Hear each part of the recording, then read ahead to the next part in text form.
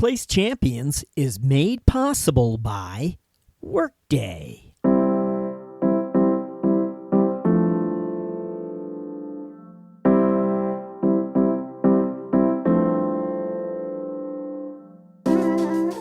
Hello and welcome to Workplace Champions. This episode will be featuring the workforce insights and commentary of three finance leaders, including CFO Adil Syed of Rippling, CFO Aberdeen Tubasi of Airtable, and CFO Brian Morris of Demandbase. And once more, we're pleased to feature performance management guru Brett Knowles as our resident thought leader, as we together seek to highlight the takeaways from our distinguished group of thought leaders. Brett Knowles joins us after this.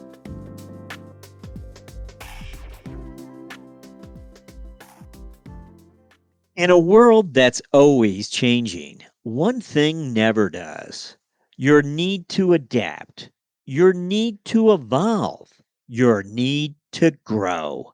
That's why we built Workday, a single finance, HR, and planning system that can change as your needs change and evolve as the world evolves. To learn how Workday is helping mid-size organizations embrace the future with confidence, visit us at workday.com.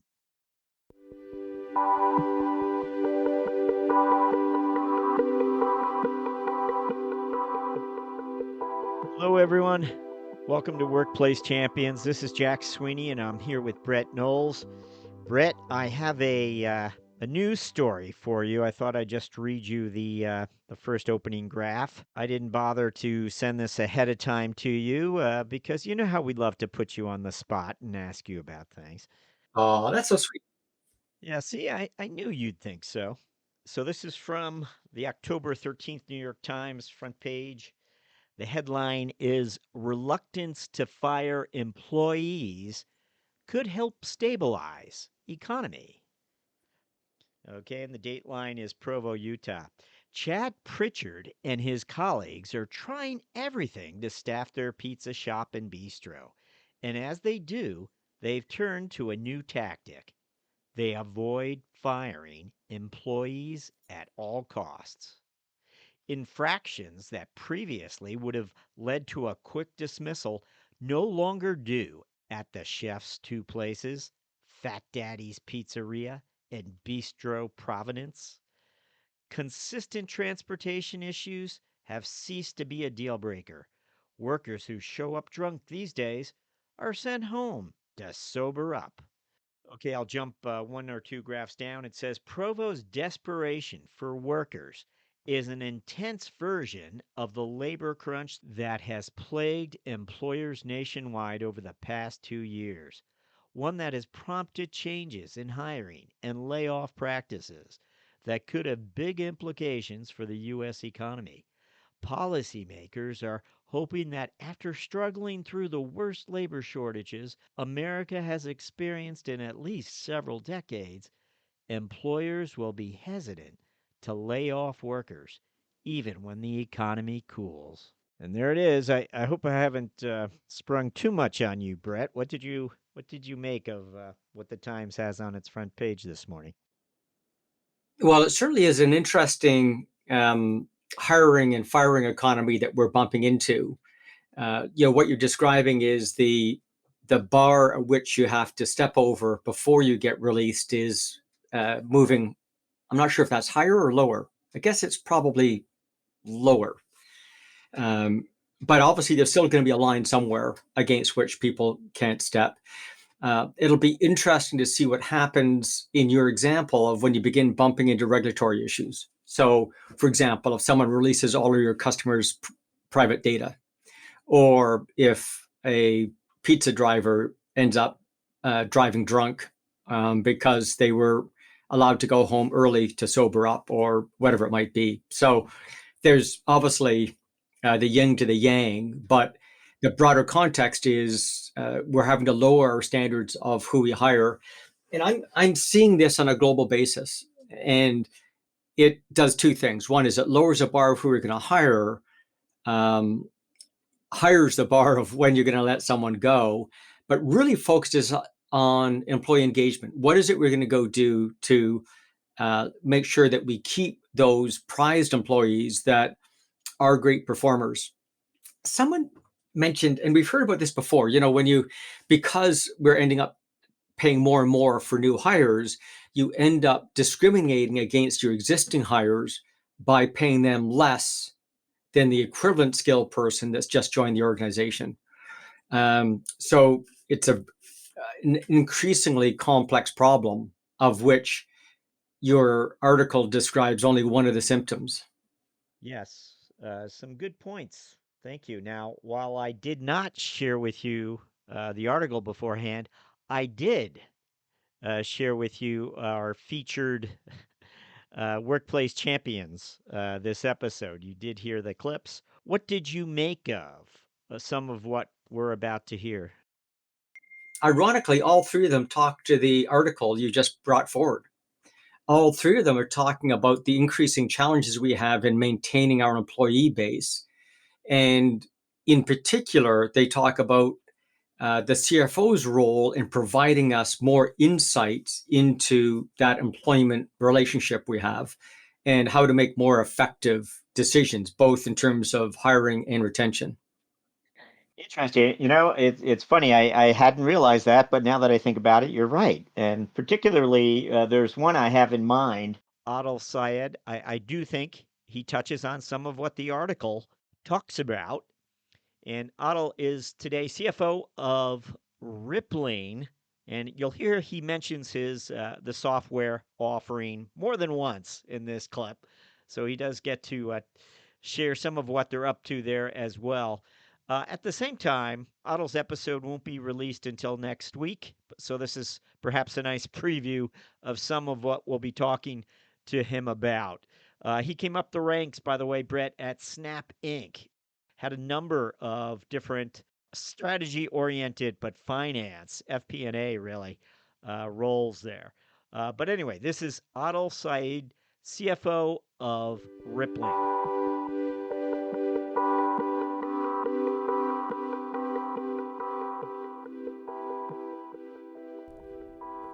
The hardest part about being a CFO during hard times is making the decisions around trade-offs, like which teams get more headcount, which teams get less, and why, and what are the explicit or implicit trade-offs of that decision, and when are those impacts going to hit us as a business, short-term, medium-term, long-term. And that's still really difficult to sort of grok as a finance executive. And it shows up in lots of individual conversations with business leaders and individual models, for each team. And then you aggregate it and you sort of do a comparison of like, well, I can afford to hire a little bit more in sales and marketing, but a little bit less in customer experience. And here's what I think the impact will be, right, of these decisions. I think in the future, if you're able to utilize tools and systems like Rippling, the ability to grok those more complex problems and questions in a single solution where you can look at many different dimensions of every team and every individual employee you manage, all again in the same system, like it changes your ability to make good decisions. And what I mean by that is, for us, when we make decisions about headcount, we can look inside Rippling and see not only like straightforward data on the number of people in a certain department or team, their costs, their geo, but we can start to really understand, like I mentioned earlier, questions related to their satisfaction, their desire to work remotely versus work in an office. And many people do want to work in an office is what we find. We can also look at performance reviews and see how that employee has developed and scaled over time, and how they've driven an impact inside the business and how much value they bring to the table. All these things that really are key inputs to eventually getting to like kind of ROI, right? Return on investment for an employee. It's been impossible to calculate an employee's ROI up until this point, aside from maybe salespeople, right? Where it's like coin operated, right? You keep paying them, and if they're good, they're going to keep generating lots of quota. and quote outperformance. But for everyone else in the org, there's a question mark of like, well, do you really need that incremental finance hire, or can we like wait another 6 months? So I think, in the future, being able to sort of grok that, at least at the department and team level, based on the individual employee input data, is going to be something that's achievable.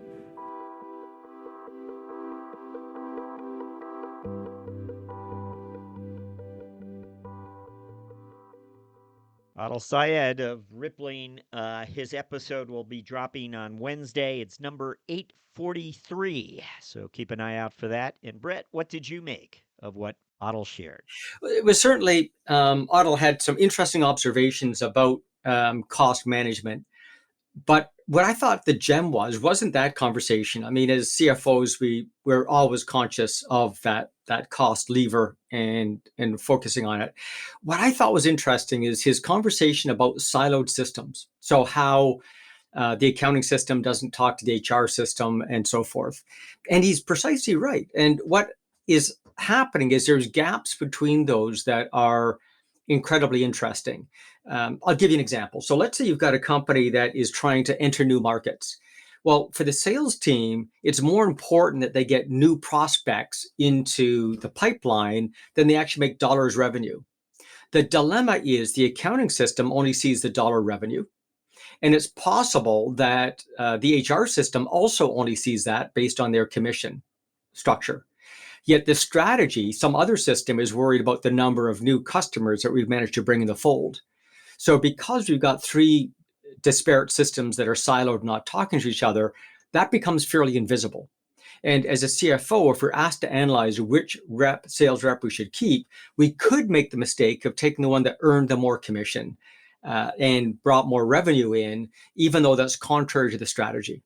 And that sounds bizarre, but the simple example I always think of is back when Apple brought out the iPad. So I'm a sales rep. I know how to sell a laptop or desktop computer, keyboard, screens, all the memory and all that kind of standard stuff. And I got this other thing, which is a block of glass. There's no keyboard. There's virtually no software for it at the time it was released. How the heck do I sell that? I'm going to go to my comfort zone and sell that laptop. But obviously, I need to incent them to move to that new product in the new market. And magic has happened. That's the dilemma we have with those siloed systems. If I understand correctly, finance leaders have for years been trying to peer into the sales funnel and understand better what's a real lead and what isn't a lead. How do you look into that funnel? And you're saying you're going to want to look into that funnel, not just for new revenue, but just to make sure you're compensating and keeping the people who are really contributing. Yeah, not worried about the compensation. I'm more worried about keeping. And what's interesting, of course, this very podcast is just trying to cross that bridge between CFOs and human capital. And he's just expanding that to say, when I analyze people, I need to analyze them across multiple systems. Just looking at the finance system or just looking at HR system in this example isn't going to give me the data I need, because if the data I need is non-monetary, like the number of new names you brought in the pipeline, those two systems are invisible to that strategic direction of the business. And so, therefore, I need to patch in another system. That was a really interesting conversation. And it does relate to the article that we talked about at the beginning of the podcast, where, what is that threshold that we let someone go at? And we could be making wrong decisions purely because I'm not bringing enough of those siloed tools we have together. But I extend that. And I think that, basically, when you look at businesses, there are 7 dimensions to the business. And by dimensions, I mean this. When I'm a leader trying to solve a problem, I'm trying to find out what is the systemic issue. And so it might be by region. So that's one dimension. I'll take a look at it to see if this is based on a region. But I might want to rotate the data and take a look at it by product, because maybe it's a product that's causing the problem. And if I look at that, that becomes a theme between the issues. Or it could be a manager. It could be a customer. It could be a chunk of time, beginning of year, end of year. So effectively, there are 7 dimensions to most performance data. And if I'm not looking at all 7 dimensions, I could be making a decision that's suboptimal. And so what Adil is talking about is looking at that other dimensions of the employment understanding to make sure that I'm not making a incorrect hiring or firing decision because I'm looking at an incomplete data set. Brett, just to again touch on what you kind of pointed us in the direction of, to me, in our conversations, finance leaders like to sort of boast that they have greater visibility than they did 5 years ago into that sales funnel. And they've broken new ground. They're going deeper than ever before and collaborating with sales more than ever before. Well, maybe it's time for finance leaders to start thinking about their human funnels. Are they maturing up that funnel, developing into the talented worker they could be? It doesn't seem like you have those lines of sight nearly as deep. Well, it's a great concept. I'm trying to nudge in a slightly different direction, and that is when I take a look at that human funnel. Traditionally, I've looked at standard measures like dollars or other things that relate to that customer number, complaints, 360s. So there's lots of data about it. But this is talking about the white space. What happens between systems? So an example might be, let's say we got a problem with a particular product. If I don't know about that problem and I take a look at my Salesforce, I'm going to say, gosh, product alpha Salesforce is dirt. We better fire that Salesforce and get in a new bunch of people that know how to sell product alpha. But in fact, the root cause might be product alpha. And so if I'm not looking at a holistic view and only looking at one or two of the silos. So what Adil's saying is I need to take a look at a broader context than just the data we've been currently looking at. And my brain extended that to the dimensionality we see in business decisions, which might be, it's not the problem of that sales rep or that, and I'm picking on sales because most organizations understand that function. It's not a fault of the sales force. It's a fault of the region. It's a fault of the product. It's a fault of the manager. Those are elements which are available to us through other systems, but not normally looked at in the HR function or the finance function. And he's suggesting a good finance manager is going to bring those together because there is no one else in the organization whose job it is to bring those data sets into one view of the truth. And he actually uses that term. So to me, that was the aha moment from his conversation, the idea that we have the data, but we're looking at it in silos and therefore might be making suboptimal decisions. So, I think what you're emphasizing too is that there's a greater risk if we get too focused on talent and the aspects of people development and ignore the product. Right. You're shooting the messenger, right? Where do I see it first? I see it first in, lower commission rates and so on. So I assume the messenger, which is the employee and that employee structure, is the error. And it could be somewhere else. And that's just where that problem gets visible, where it manifests itself. So, and I thought that was a good insight from Adil to remind us to take a look at more than just one siloed system as we begin making these decisions. Well, we have another decision maker for you then, another decision maker slash CFO slash workplace champion. Our next comments are from Amberine Tubasi, CFO of Airtable. Her episode as CFO Thought Leader will be released on October 30th. So here again, we have another preview of a finance discussion we'll be having in the near future. But right now, here's what she had to share regarding talent and the workforce. Amberine Tabasi, CFO of Airtable.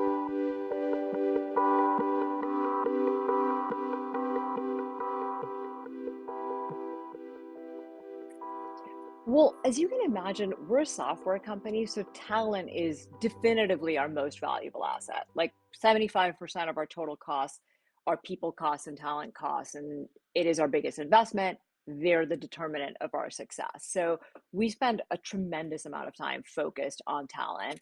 I'd say as a finance team, we work really closely with our people team. I work really closely with our chief people officer. And so over the last year and a half, we've spent a lot of time crystallizing sort of our values and culture, crystallizing on a compensation philosophy, crystallizing on our feedback philosophy. And some of the things, sort of metrics wise, that we spend a lot of time on is kind of on the recruiting side, it's offer acceptance rates. We want to be sort of best in class when it comes to SaaS companies on offer acceptance rates. We look very closely at attrition rates, especially regrettable attrition rates, and making sure that that is sort of as low as is possible. We've grown overall headcount a lot since I've been here. So when I joined, we were about 275 people. We're now about 1,200 people. And I'd say, one of the things that I'm personally proud of is that 12% of those new positions have been filled by internal transfers, which means we have a high degree of mobility and flexibility when it comes to our own people and developing them and giving them opportunities. We also, given we're growing headcount so quickly, instead of an annual performance cycle, we do it twice a year.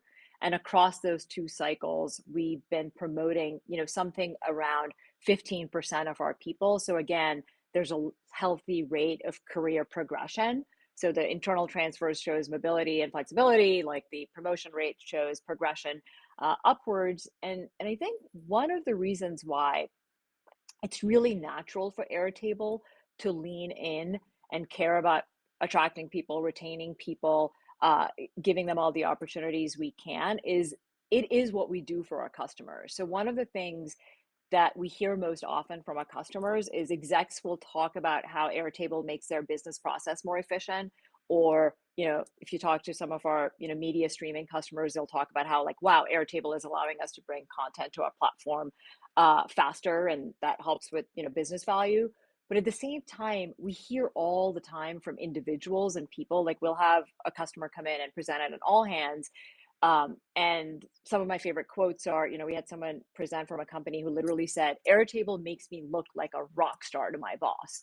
Another person was like, oh my God, Airtable makes me look like a magician all the time. And my previous company, we used Airtable, and I saw like some of the early in career people who happened to use Airtable a lot were the people I went to with questions, our CEO went to with questions, our co-founder went to with questions, because they had like data at their fingertips. They could pull it up in a really user-friendly, exec-friendly dashboard.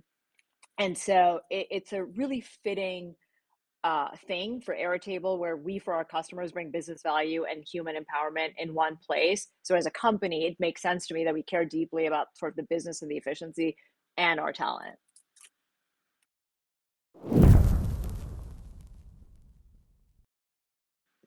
Yeah, so Airtable is actually the first company I've been at where we've used OKRs, and we've made a commitment that we will keep iterating on the OKRs to get the most value out of them.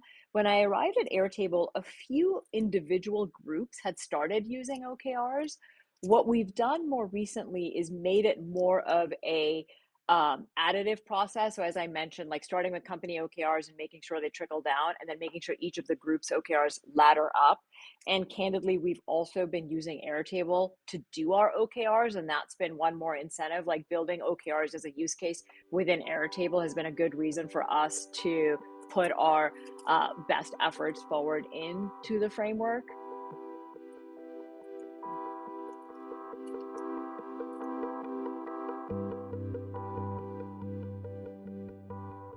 An interesting collection of thoughts from Ambereen Tabasi. Brett, what did you make of what Ambereen shared? She was interesting to listen to. What I liked about her is some of the data that she put forward. So she pointed out that 12% of their employees have internal transfers. So again, if we go back to the article that we started off the podcast with about how the employment requirements are changing and the bar keeps moving in terms of what we find to be acceptable behavior and who are acceptable candidates, the fact that she's got 12% internal transfers could be good, because what it means a couple of things. One is people are getting a cross-functional exposure, and that when people are no longer challenged by their current jobs, we're putting new challenges in front of them, which might be in the form of a transfer, which keeps them engaged and keeps them interested. When we take a look at many large, so that's that clause. The drill down on that is when we take a look at large organizations. So I think of the Army, Air Force, Navy, but also companies like GE, they spend a lot of time moving people from post to post. So in the Army, you're basically there for 4 years, and then you move you somewhere else. And by doing that, by the time you're 35, 40, you've got broad exposure and you become a great leader in the organization. GE does the same thing, that we've got this leader recruitment program that we take people through. And her 12% internal transfer is sort of a testament to that, but saying you don't have to be a huge corporation like a GE or an Army to get that done. So I thought that was interesting. But I was concerned until later on, she popped up with a number of 15% of the promotions come from internal. Now, to me, that's a much more interesting number, because the fact I'm getting internal transfers could be I'm just making my problem someone else's problem. But promotions are different. Promotions are indicating that we've invested in this person and that person has learned and can take on more responsibility, and we're given that responsibility. So that's a far more interesting number. And 15% is remarkably high. When we take a look at other organizations, usually it's around 7 to 10%. So she's almost, Airtable's almost twice that number. Now, two things. One, the fact that she knows that number and knows it's important enough to talk to you about it, to me is thrilling, because that shows, a much better awareness of that sort of human capital equation. Brett, I'm shocked you haven't drawn our attention to her comments on OKRs. Yeah, I've got a couple more points, but what did she say about using OKRs? Because that will inform my next point. Here, I'll read some of what I jotted down. She said the following. Airtable is actually the first company I've been at where we've used OKRs, and we've made a commitment that we'll keep iterating on the OKRs to get the most value out of them. When I arrived at Airtable, a few individual groups had started using them. What we've done more recently is made it more of an additive process. That's okay. That's all the answer I needed. The interesting part that she moved on to was that they're moving towards biannual performance reviews. So, and that's why I asked you about OKRs, because that talks about the recognition of a faster cadence. Now, I would argue that biannual may not be frequent enough for many of our listeners. The OKR concept says you should be doing that every quarter. In fact, many organizations are now moving towards continuous performance reviews. How's that for being scary? So think of playing a sport. When you play a sport, you get continuous feedback, like literally shift by shift, because we all know we're talking about hockey here. Shift by shift, you know exactly how you've played. And when you hop off the ice, your peers give you the feedback. Well, what if we did that at work? What if we use that social network that we're so comfortable with our coworkers? Again, the extension of that is, for most of us, we don't work for the same boss day to day. We're on special projects and teams. We're working from home. Most of the activities we do is now invisible to our leader, yet we're still using the same performance review structures we used 20, 30 years ago. That's nuts. Who knows how we're performing? Our peers, our coworkers see us day to day in those teams. What if we could get access to their feedback? So what if we made it easier for people to give each other nudges and stars and pats on the back and social networky stuff that show you've done a great job? Or even well-intentioned coaching, which again, we give to each other. If you're in a choir, you're in an orchestra, you're playing a sport. What if we brought that friendly, supportive mindset to work? Now, it's not a quarterly thing. It's not an annual thing. It's not a biannual thing. On an ongoing basis, I can see what are the flows about any particular employee and use that as their mentor or their leader to guide them going forward. Well, I want to share our final workplace champion, who is Brian Morris, CFO of Demandbase. Now, Demandbase has shifted its talent mindset to the remote environment. But along with that comes with some new management practices and approaches, as he explains. This is Brian Morris, CFO of Demandbase. Yeah, so we had kind of an interesting pandemic experience because we acquired 3 businesses during the pandemic, including 2 at one time. So we more than doubled the size of the organization through M&A during the pandemic. And I think that was really a catalyst for us embracing, a remote first work approach. After all, really our business is about digital transformation. So it was kind of natural is maybe too strong of a word, but it was very comfortable to evaluate businesses online and virtually and then try to assimilate them from there. I'm not saying we did everything perfectly. We learned a lot when you acquire companies, during a pandemic, but it definitely solidified our bias around remote first work for our business. There are some nuances there, team to team and role to role. It's a little different, but for the most part, we have a strong remote first bias. I think the big learning, and I've talked to a lot of CFOs about this, so I think there's a lot of resonance around this. I think the idea of hiring your accounting team either across the U.S. or even remotely, we employ a lot of folks in India, is pretty embraced at a certain scale and can definitely work, particularly with all the remote work, and that's great. I think the challenge is not the efficiency that you get, but it's really the early manager and individual contributor effectiveness. How do you get managers to make sure they're getting the most out of their employees when they're remote and maybe they're early in their career and they need more training than someone who's a little farther along? So I really think what's coming in this next phase is more focus on training and development for managers to make sure that they're delivering feedback in the right way, right? Sometimes, feedback over Zoom's a little different than feedback face to face. And so I think it's really about coaching up some of the managerial skills to make sure you're getting the most of the team. I think in general, we all get the efficiency, not spending here in the Bay Area an hour and a half or 2 hours in your car every day commuting. That's great. You get that time back. But what are you doing with that time? And do you have managers who are kind of getting the most out of the team?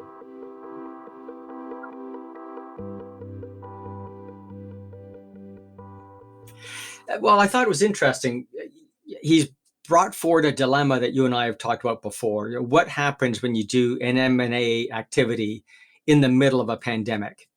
And if doing one is painful, you might as well go ahead and do 3. So I thought, he was a glutton for punishment, if nothing else. But he, clearly cornered the issue, right? How do we make the most out of remote employees? Or to phrase it the way that you and I would like to say it, how do we make sure that remote employees get the most out of us? How do we provide the greatest wealth for them as employees? And he touches on that, right? He talks about the need for training and development. What I thought was interesting was actually just his closing comments, which was all about, as leaders these days, we're coaches more than leaders. And so a leader is trying to tell you what to do, whereas a coach is trying to tell you how to do it. And so he talked more about us being coaches, and he talked about a number of ways. The most interesting way he talked about was, how do we deliver feedback the right way? And all of us have received feedback the wrong way. You remember those times frequently. And that enters into a whole conversation about style, like, whether it's a Myers-Briggs or DISC or COLOREDGE, whatever framework you like, all of our brains work in a different way. And so we interact with people in a different way and want to receive our feedback in a different way. So what Brian began to touch about in that whole conversation about coaching is kind of a new competency that leaders need, which isn't the analytics stuff that we talked about with the last 2 CFOs today, but a new skill, which is all about people skills. Even if you have the right data, if you don't present it the right way, you're not going to get the results that you're hoping for. And I think that's the reminder that Brian brought to the table. Yes, I liked that we featured Brian Morris as our 3rd workplace champion. I thought it made it a nice way to complete the package. Well, so to me, when I reflect not only on the insightful article, but the 3 insightful CFOs that we talked to today, a lot of it is about expanding how we think about our roles as CFOs. So making the conversations about HR more than just financial and HR, bringing in the other dimensions that might be in different siloed systems, from Adil. Understanding that the cadence of these analysis is more frequent from Aberdeen. And then, Brian brought to bear the whole idea that as we use the data, understand that we've got to present it in a more coachful and supportive way, as opposed to a leader being autocratic. So I think it's an interesting mix of ideas that we've had to think our way through as CFOs. Excellent. Once again, I think also the pandemic has provided the opportunity for finance leaders to speak more broadly about talent beyond the finance function and begin really trying to come forward with some ideas as to how to better measure and succeed with hiring and retention and engagement. Sort of where they're headed, they're not there yet. Yeah, I mean, the fun part is we can experiment on our own departments, right? Most CFOs do have people, and so we can experiment with ourselves. But it's important to note that these issues go across the organization, and finance plays a unique role because you bring facts and data to the conversation. So there's only 3 departments that look across the organization: HR, finance, and IT.